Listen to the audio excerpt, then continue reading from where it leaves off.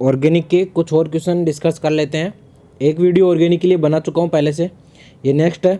देखिए इसमें पहला क्वेश्चन है आपके पास, हाइड्रोजन गैस का 1 मोल अणुग्राम ऑक्सीजन आधिक्य में जलकर मतलब क्रिया करके, जलकर वाटर नहीं है, ठीक है, क्रिया करके 290 किलोग्राम उष्मा देता है, ठीक है। उसी परिस्थिति में अगर 4 ग्राम हाइड्रोजन गैस से जलने पर कितनी ऊष्मा उत्पन्न होगी। अब देखिए इसमें सीधी सी एक बात है, ये मोल कॉन्सेप्ट का क्वेश्चन है। तो देखिए एक हाइड्रोजन गैस का 1 मोल है, ठीक है। तो 1 मोल होता है वो होता है किसके, H2O के द्रव्यमान के बराबर। तो H2O का जो द्रव्यमान होता है एक हाइड्रोजन का, एक तो 2 हाइड्रोजन का कितना, 2 ग्राम, ठीक है। तो आपके पास कितना दिया है, 4 ग्राम दिया है आपके पास, कितना दिया है, 4 ग्राम दिया है, ठीक है। तो 4 ग्राम दिया है तो 2 ग्राम से आपको 290 मिलती है। तो 4 ग्राम से कितनी मिलेगी, 290 गुणा 2, ठीक है, 290 गुणा 2। तो 290 गुणा 2 कितना हो जाएगा, 580। सी आंसर इसका करेक्ट आंसर हो जाएगा। अगले क्वेश्चन की तरफ बढ़ते हैं। ऊन के बदले में प्रयुक्त होने वाला बहुलक तंतु जो सिंथेटिक कंबल, स्वेटर आदि बनाने में काम में आता है वो कौन सा है। तो वो कौन सा है, नाइलॉन। कौन सा है, नाइलॉन के कपड़े, ठीक है। उसके बाद सर्वाधिक कठोर तत्व कौन सा है। तो सर्वाधिक कठोर तत्व देखिए इसमें अगर वैसे एलिमेंट पूछता तो ये नहीं होता, ठीक है। वैसे गलनांक के आधार पर आपका टंगस्टन हो जाता, ठीक है। लेकिन यहाँ पर आपने इसने हीरा क्यों दिया है, हीरा इसलिए दिया है कि इसने हीरा इसमें नाम दे दिया। वैसे ये क्वेश्चन देखो, वैसे ये क्वेश्चन ऑब्जेक्शन में है, वैसे इसको राइट क्वेश्चन नहीं बोलेंगे हम, क्योंकि हीरा कोई तत्व नहीं होता है, ये कार्बन का एक अपर रूप है, लेकिन तत्व भी बोल सकते हैं। इसलिए इसमें अगर हीरा प्रेजेंट हो तो हीरा ही राइट आंसर होगा, अदरवाइज आपका टंगस्टन राइट आंसर होगा, ठीक है।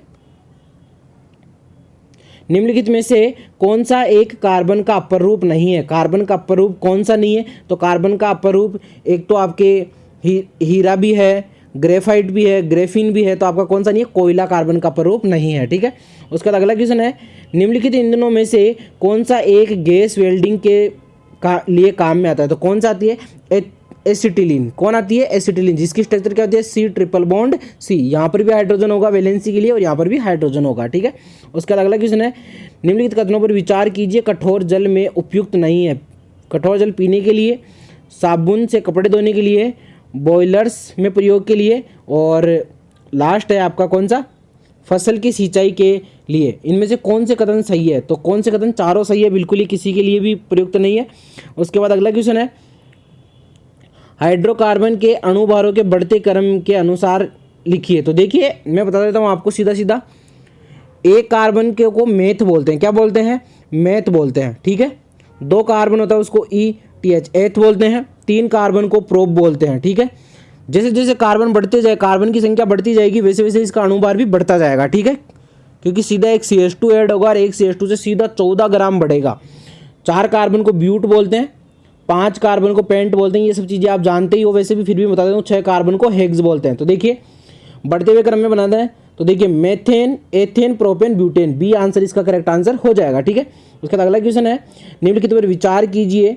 इसमें दे रखा है, उपयुक्त में से कौन से उत्सर्जित ऊष्मीय शक्ति संयंत्रों में कोयला दहन से उत्सर्जित होती है। कोयला दहन से कौन सी उत्सर्जित होती है, कार्बन डाइऑक्साइड भी होती है, नाइट्रोजन के ऑक्साइड भी होते हैं और सल्फर ऑक्साइड भी होती है। कौन सी होती है, तीनों ही होती है, कार्बन डाइऑक्साइड, नाइट्रोजन ऑक्साइड और सल्फर डाइऑक्साइड, ठीक है, सारे के सारे होते हैं। उसके बाद है अगले क्वेश्चन की अगर हम बात करें तो अगला क्वेश्चन है, निम्नलिखित तत्वों के समूह में से कौन सा एक पृथ्वी पर जीवन की उत्पत्ति के लिए मूलतः उत्तरदायी था।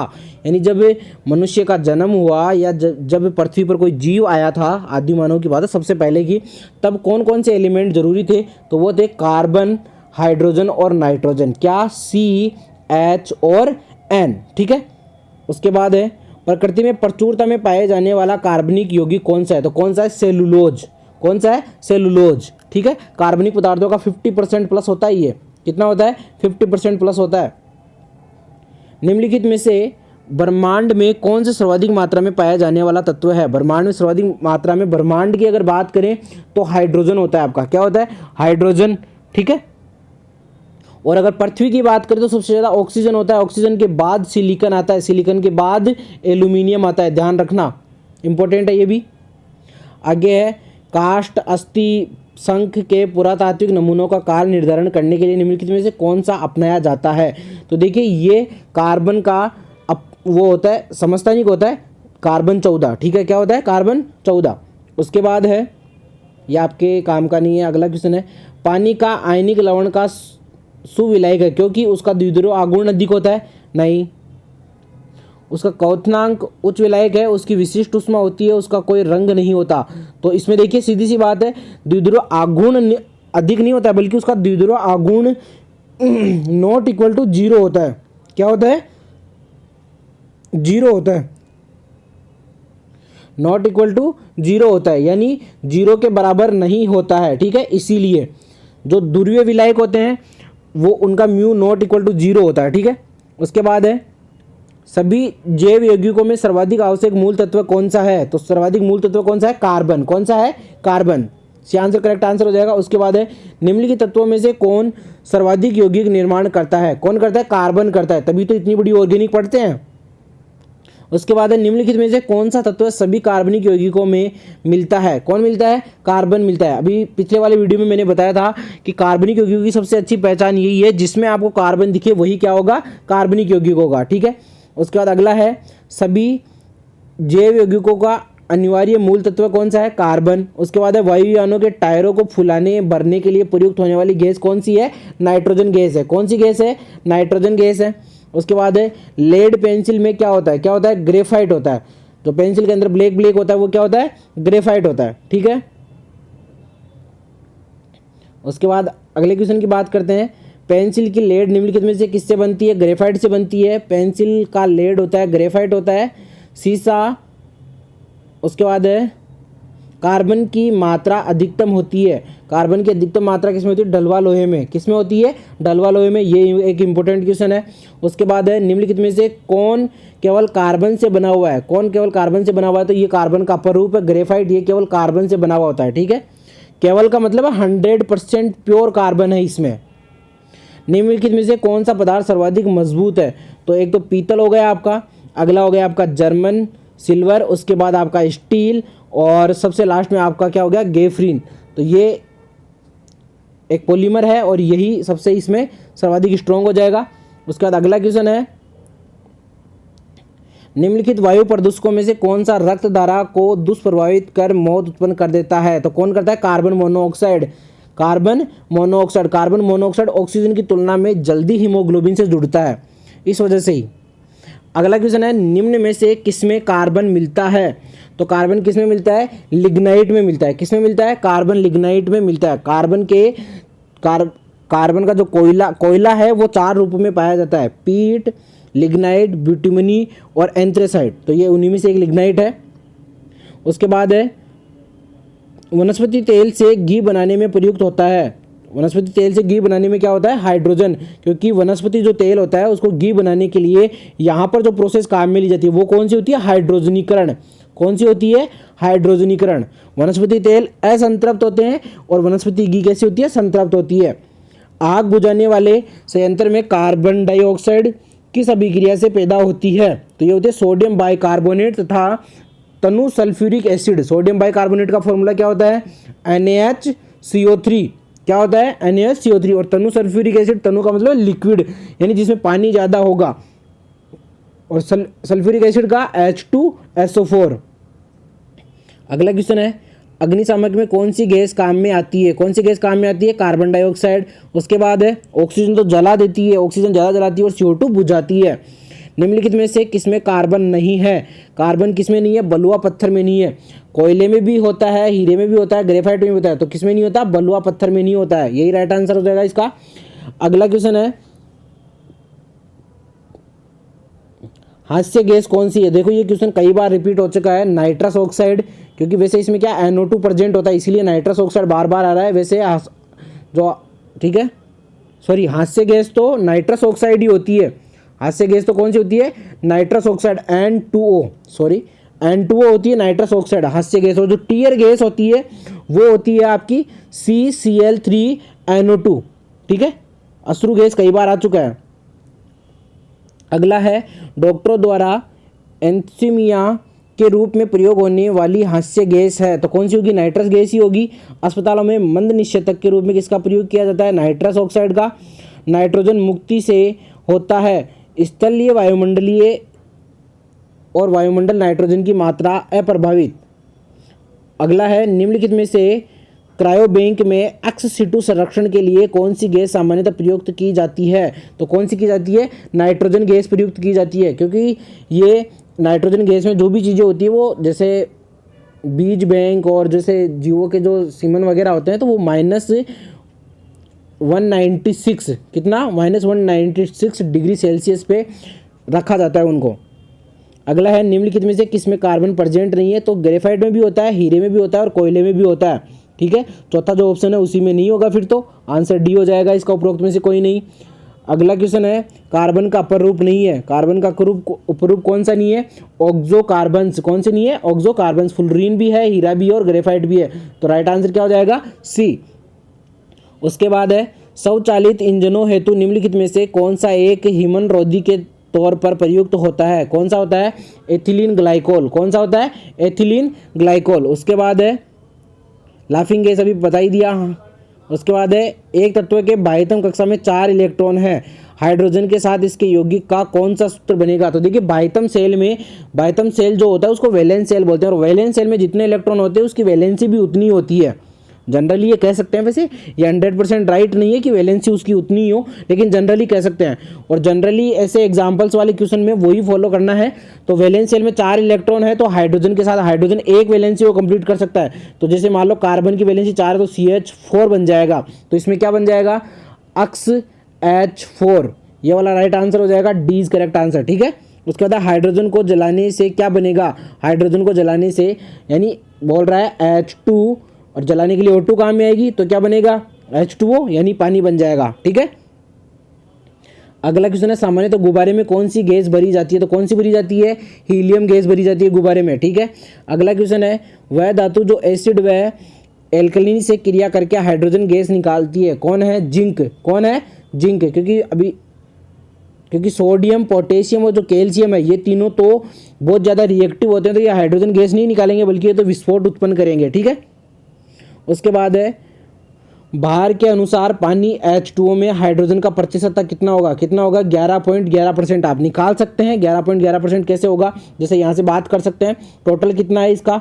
18 ग्राम है, और 18 ग्राम में हाइड्रोजन कितना है? 2% है, तो 2 ग्राम है तो 2/18 × 100। आप इसे निकाल सकते हैं आराम से, 1/9 हो जाएगा और 100/9। 100/9 का कितना हो जाएगा? आपकी 11%, 11.11% ही आंसर आ जाएगा। ठीक है, बता दिया मैंने कैसे निकालते हैं। इसके अलावा किसी दूसरे फॉर्मूले का भी आपसे पूछ ले तो जिसका पूछा है उसका द्रव्यमान ऊपर, जिसका पूछा है उसका द्रव्यमान ऊपर और बाकी टोटल द्रव्यमान नीचे और 100 से गुणा कर दो उसको। ठीक है, अगला है प्रयोगशाला में पहला जीव रसायन कृत्रिम संरचना क्या है? तो सबसे पहले प्रयोगशाला में कौन सा बनाया गया था? यूरिया बनाया गया था। कौन सा बनाया गया था? यूरिया। अगला क्वेश्चन है निम्न में से सबसे सख्त हार्ड कौन है? तो हार्ड आपका क्या है? हीरा। क्या है? हीरा। सबसे सख्त हार्ड कठोर जिसको बोल सकते हैं कौन सा है? हीरा है। और मनुष्य के शरीर में कौन सा होता है? इनेमल, जो दांत में पाया जाता है। हीरा एक प्रकार का क्या है? कार्बन ही है, कार्बन का अपर रूप है, तो हीरा एक प्रकार का कार्बन है। अगला है निम्न में से कौन सा कार्बन का शुद्धतम रूप है? तो कार्बन का शुद्धतम रूप हीरा, ग्रेफाइट, कार्बन काजल या फिर एक ऑप्शन और है लकड़ी का कोयला। तो आपका कौन सा हो जाएगा? ग्रेफाइट राइट आंसर हो जाएगा। कौन सा हो जाएगा? ग्रेफाइट राइट आंसर हो जाएगा। उसके बाद है वाहनों में निकलने वाली प्रदूषित गैस मुख्यतः कौन सी है? तो मुख्यतः कार्बन मोनोऑक्साइड, क्योंकि जो जल्दी से जिनका पूर्ण दहन नहीं होता तब कार्बन मोनोऑक्साइड निकलती है, नहीं तो जनरली कार्बन डाइऑक्साइड भी निकलती है। ठीक है, लेकिन जब प्रदूषित गैस की अगर बात करें तो कार्बन मोनोऑक्साइड को ज़्यादा बोलेंगे अपन। उसके बाद है बेंजीन के लिए निम्नलिखित में से कौन सा कथन सत्य है? तो बेंजीन के लिए देखो इसमें 12 सिग्मा व 6 पाई, 6 पाई नहीं होते हैं। बेंजीन की स्ट्रक्चर कुछ इस तरह की होती है। देखिए ये बेंजीन ऐसा 6 कार्बन होते हैं इसमें और 3 डबल बॉन्ड होते हैं, तो 6 पाई दे रखे हैं, तो ये तो पहला वैसे गलत हो गया, सिग्मा अपने को चेक ही नहीं करना। 6 सिग्मा 6 पाई, 6 पाई वैसे गलत हो गया। 12 सिग्मा 3 पाई, इसको चेक करेंगे। अगला है 6 सिग्मा 3 पाई, तो देखिए सिग्मा बेंजीन में कितने होते हैं? सिग्मा देखिए 1 2 3 4 5 6, 1 sigma 2 sigma 3 sigma 4 sigma 5 sigma 6 sigma, 12 sigma और 3 पाई। सी आंसर करेक्ट आंसर हो जाएगा। यहाँ पर ये आंसर गलत दे रखा है, डी। इसका राइट आंसर क्या होगा? सी। ठीक है, उसके बाद अगला है कौन गैसीय चक्र नहीं है? तो गैसीय चक्र किसका नहीं है? हाइड्रोजन का कोई गैसीय चक्कर नहीं है। कार्बन का भी है, ऑक्सीजन का भी और नाइट्रोजन का भी। अगला है छपाई में प्रयोग की जाने वाली स्याही निम्नलिखित में से किसके अपघटन से प्राप्त होती है? किसके अपघटन से होती है? मीथेन के। मीथेन का फॉर्मूला क्या होता है आपका? CH4। क्या होता है मीथेन का फॉर्मूला? CH4।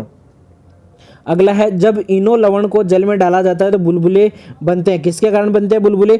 CO2 गैस के कारण। किसके कारण बनते हैं? CO2। ब्रेड में भी देखा होगा हल्के हल्के छोटे छोटे छिद्र होते हैं, वो किसके कारण होते हैं? CO2 गैस के कारण। ठीक है, सारे मैक्सिमम फास्ट फूड में होता है ये। उसके बाद है भारी मशीनों के उपयोग के लिए स्नेहक कौन सा होता है? तो भारी मशीनों के स्नेहक के लिए आपका ग्रेफाइट काम में लिया जाता है। कौन सा लिया जाता है? Graphite. C answer correct answer हो जाएगा यहाँ पर। उसके बाद अगले क्वेश्चन की बात करें तो भारी पानी वह पानी होता है, भारी पानी वह पानी होता है जिसमें हाइड्रोजन के स्थान पे उसका आइसोटोप ड्यूटेरियम लिया जाता है। कौन सा लिया जाता है? ड्यूटेरियम, D2O फॉर्मूला होता है भारी पानी का। ठीक है, उसके बाद है गुरु जल क्या है? तो गुरु जल है ऑक्सीजन और हेवी वाटर, ऑक्सीजन और हेवी हाइड्रोजन। भारी हाइड्रोजन और ऑक्सीजन को क्या बोलते हैं? गुरु जल भी बोलते हैं। भारी जल एक क्या होता है? मंदक होता है। भारी जल एक तरह से क्या होता है? मंदक भी होता है। भारी जल एक प्रकार का मंदक है। अगला क्वेश्चन है इसमें निम्नलिखित में से कौन सा कथन सत्य है? कार्बन मोनोऑक्साइड गैस से अधिक वायु प्रदूषण होता है। बिल्कुल, ये बिल्कुल राइट आंसर है। ठीक है, उसके बाद अगला क्वेश्चन देखते हैं। जो इंपॉर्टेंट क्वेश्चन है वही मैं आपको बता रहा हूँ, बाकी के अगर मैं किसी क्वेश्चन को छोड़ देता हूँ तो आप खुद भी पढ़ सकते हैं। अगला क्वेश्चन है निम्न में से स्नेक के रूप में प्रयोग होता है। कौन होता है? ग्रेफाइट होता है। अभी थोड़ी देर पहले ही बताया था भारी मशीनों में ज़्यादा प्रयोग होता है वैसे ये स्नेक के लिए। अगला है निम्नलिखित में से कौन सा यौगिक गिरनार अभिकर्मक से रासायनिक अभिक्रिया करके हाइड्रोकार्बन का निर्माण करता है? हाइड्रोकार्बन का निर्माण वही करेगा जिसमें अम्लीय या एसिडिक हाइड्रोजन प्रेजेंट होगा। तो देखिए सी आंसर इसके लिए करेक्ट आंसर है, क्योंकि देखिए इसमें एसिडिक हाइड्रोजन प्रेजेंट है। और कैसे मैं बताता हूँ आपको, देखिए इसका है CH3CH2OH। तो देखिए ऑक्सीजन से अम्लीय एसिडिक हाइड्रोजन वही होता है जो ऑक्सीजन, नाइट्रोजन और फ्लोरीन से जुड़ा हुआ हो। ठीक है, अगला है भारी पानी का रासायनिक सूत्र क्या होगा? तो ये क्या होगा? Deuterium oxide. क्या होगा? D2O। क्या हो जाएगा? D2O। ठीक है, उसके बाद अगला क्वेश्चन है हैवी वाटर बता ही दिया मैंने अभी। अगला है कार्बन का वह रूप जिसे ग्रेफाइट कहते हैं हीरे की अपेक्षा बेहतर विद्युत का चालक होता है। हीरा विद्युत का चालक होता ही नहीं है। हीरा क्या होता है? विद्युत का चालक होता ही नहीं है, जबकि ये विद्युत का चालक होता है। क्यों होता है? एक इलेक्ट्रॉन मुक्त इलेक्ट्रॉन प्रेजेंट होने के कारण। किसके कारण? एक मुक्त इलेक्ट्रॉन प्रेजेंट होने के कारण। अब क्वेश्चन आपसे ये से पूछा जा सकता है कि जो आपका ग्रेफाइट होता है उसमें एक परत, ग्रेफाइट की जो ऐसे परतें होती है, षटकोणीय परतें होती है ग्रेफाइट की कुछ इस तरह से, ऐसे करके दूसरा फिर एक और होगा ग्रेफाइट यहाँ नीचे, सॉरी ऐसा करके। तो ये जो परतें होती है इनके मध्य कौन सा बॉन्ड होता है? तो ये बॉन्ड होता है वांडरवाल। कौन सा? वांडरवाल बंध। वांडरवाल बंध होता है, ध्यान रखना। और जो ये बॉन्ड है, ये बॉन्ड कौन सा होता है? सहसंयोजक बंध। कौन सा होता है? सहसंयोजक बंध। ठीक है, अगले क्वेश्चन की बात करते हैं। निम्नलिखित कथनों में से कौन सा सही कथन नहीं है?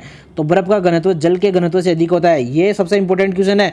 बर्फ का घनत्व जल के घनत्व से कम होता है, तभी तो बर्फ जल में तैरता है। तभी तो बर्फ क्या होता है? जल में तैरता है। एक ही अपवाद ऐसा है तेल और पानी का कि तेल का घनत्व ज़्यादा होने के बाद भी तेल पानी में तैरता है। अदरवाइज जिसका घनत्व ज़्यादा होगा वो नीचे होगा, जिसका घनत्व कम होगा वो हमेशा ऊपर होता है। ठीक है, ये याद करने की ट्रिक आप याद कर सकते हैं इस तरीके से।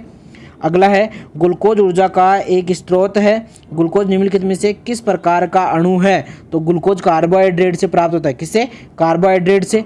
उसके अलावा अगला क्वेश्चन है निम्नलिखित में से कौन सा कार्बन का एक रूप नहीं है? तो कौन सा? ग्रेफीन नहीं है। उसके बाद है वह गैस जो चूने के पानियों को दूधिया कर देती है, जिसका कलर दूधिया रंग का हो जाता है, सफ़ेद कलर हो जाता है। किसके कारण? कार्बन डाइऑक्साइड, CO2 के कारण। ठीक है, अगला है चुंबकीय स्थिर विद्युत और गुरुत्वीय बल किस संवर्ग में आते हैं? तो ये आते हैं किसमें?